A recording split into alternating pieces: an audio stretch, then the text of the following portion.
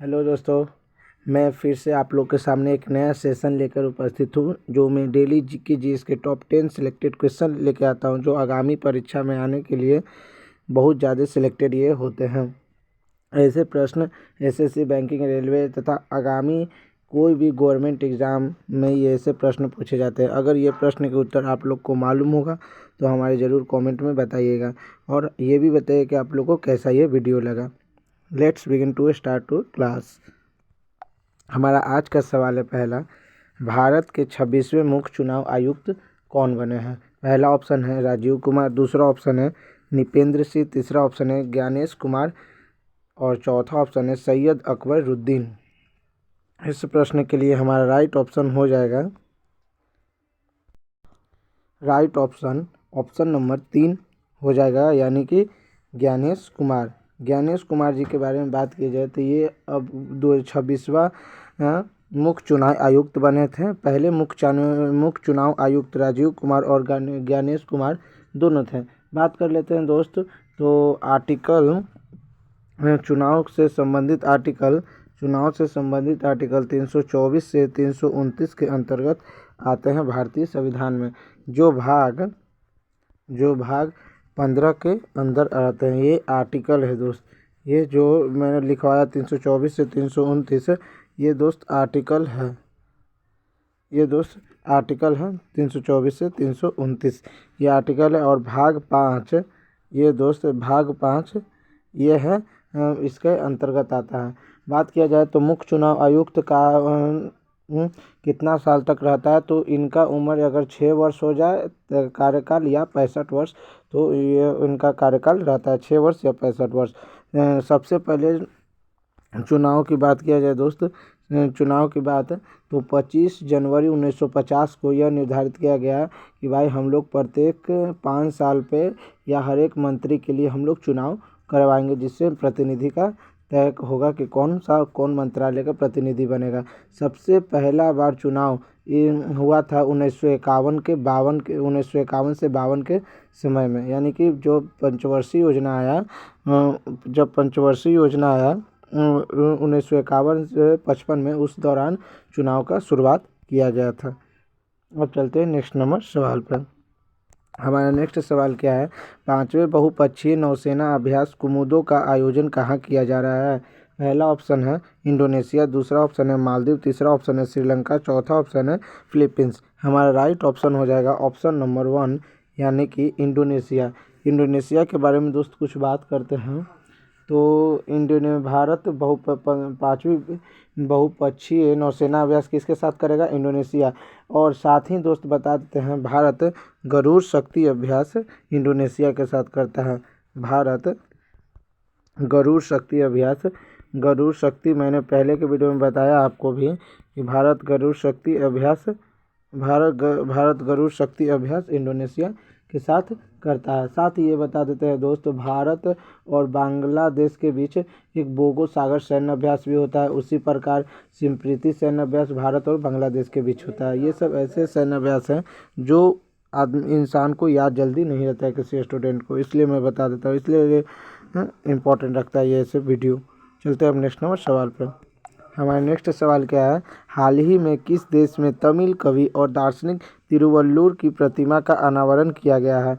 पहला ऑप्शन है हमारा यूएसए, दूसरा ऑप्शन है जापान, तीसरा ऑप्शन है वियतनाम, चौथा ऑप्शन है फिलीपींस। हमारा राइट ऑप्शन हो जाएगा इस प्रश्न के लिए ऑप्शन नंबर 4, यानी कि फिलीपींस। बात करें मनीला की राजधानी दोस्त फिलीपींस से कहाँ है दोस्त? मनीला की राजधानी कहाँ है? मनीला की राजधानी कहाँ है दोस्त?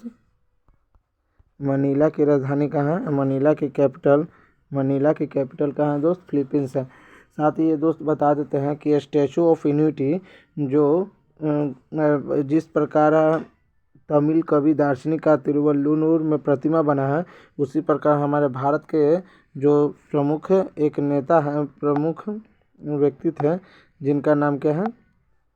जिनका नाम सरदार वल्लभ भाई पटेल है, उनका भी प्रतिमा का अनावरण कहाँ किया गया है? गुजरात में दोस्त बता देते हैं, गुजरात में सरदार वल्लभ भाई पटेल की प्रतिमा का अनावरण किया गया है। सरदार वल्लभ भाई पटेल के प्रतिमा का अनावरण कहाँ किया गया? सरदार वल्लभ भाई पटेल, सरदार वल्लभ भाई पटेल की प्रतिमा का अनावरण गुजरात में किया गया। गुजरात में 182 मीटर प्रतिमा है सरदार वल्लभ भाई पटेल की। अब चलते हैं नेक्स्ट नंबर सवाल पर। हमारा नेक्स्ट सवाल क्या है दोस्त? हाल ही में यूके में मानद नाइट हॉट की उपाधि से किसे सम्मानित किया गया है? मतलब मानद क्या चाहिए कि ये मानद नाइट हॉट एक उपाधि है, इससे किसे सम्मानित किया गया है? पहला ऑप्शन है अमित शाह, दूसरा ऑप्शन है रघुराम राजन, तीसरा ऑप्शन है एन चंद्रशेखर और चौथा ऑप्शन है अरविंद केजरीवाल। इस प्रश्न के लिए हमारा राइट ऑप्शन हो जाएगा ऑप्शन नंबर 3 यानी कि एन चंद्रशेखर। इस प्रश्न के लिए राइट ऑप्शन हो जाएगा।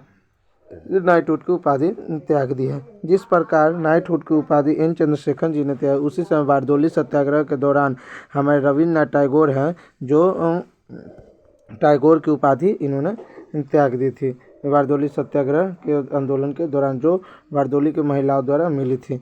नहीं किस कारण त्यागी थी? तो ये 13 अप्रैल 1919 को जो जलियांवाला बाग हत्याकांड हुआ था उसमें सरदार वल्लभ भाई पटेल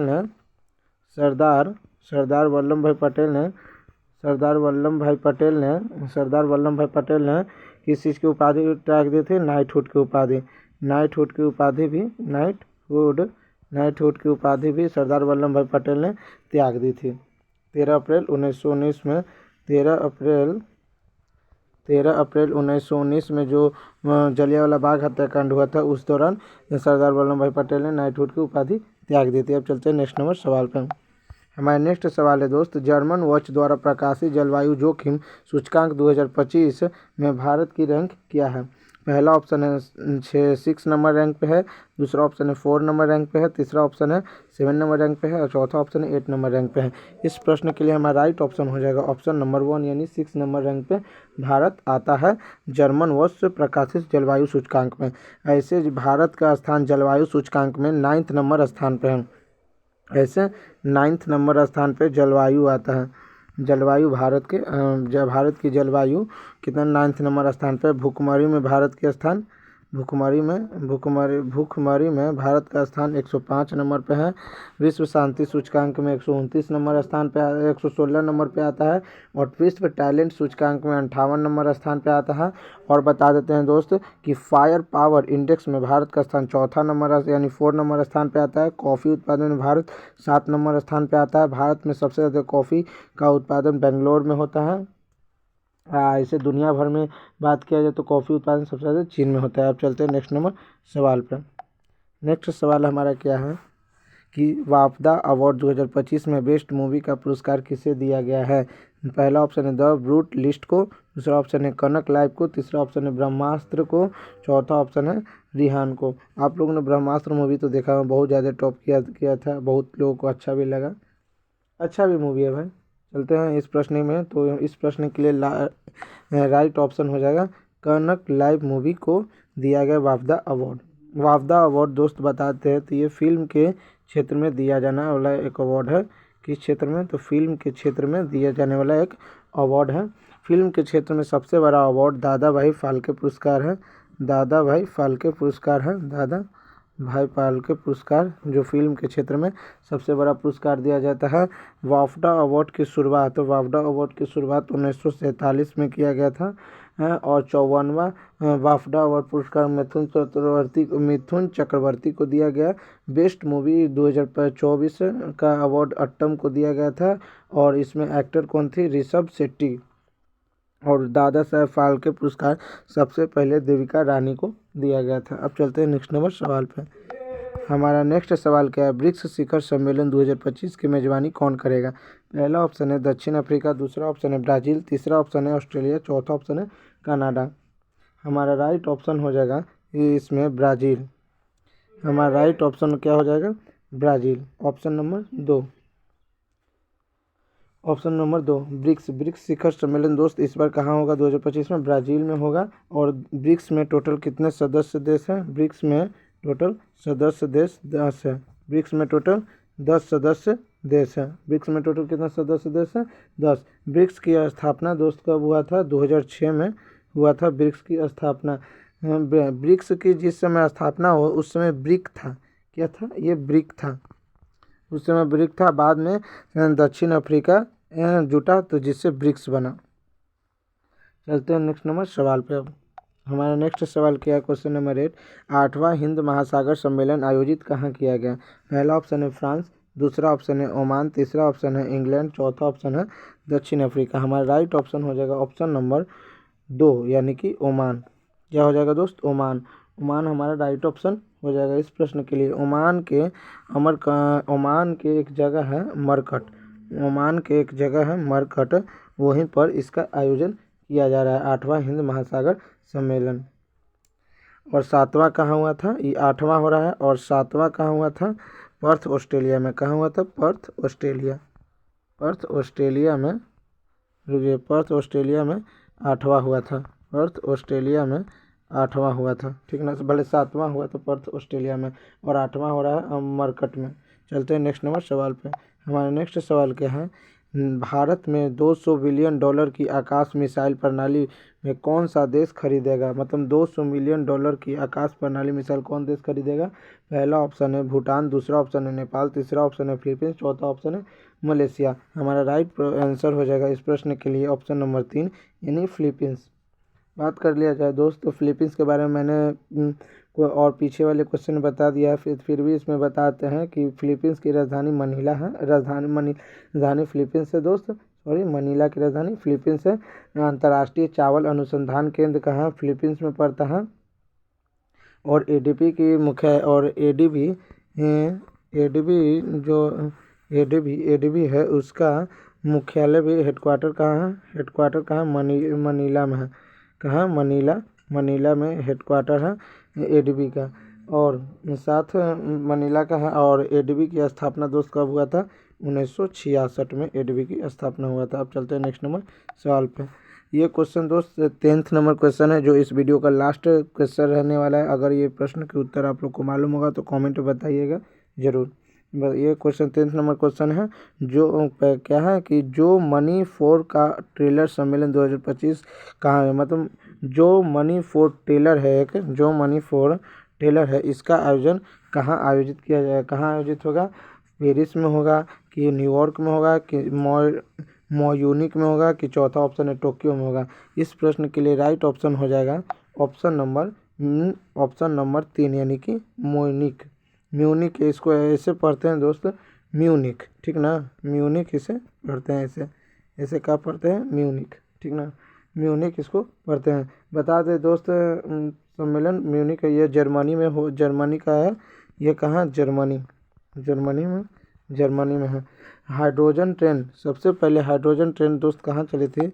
सबसे पहले हाइड्रोजन ट्रेन जर्मनी में चली थी। सबसे पहले हाइड्रोजन ट्रेन जर्मनी में चली थी। वित्तीय आपात सबसे पहले जर्मनी में लगा था। वित्तीय आपात दोस्त, वित्तीय आपात सबसे पहले कहाँ लगा था, जर्मनी में लगा था। और ये भी बताते हैं दोस्त,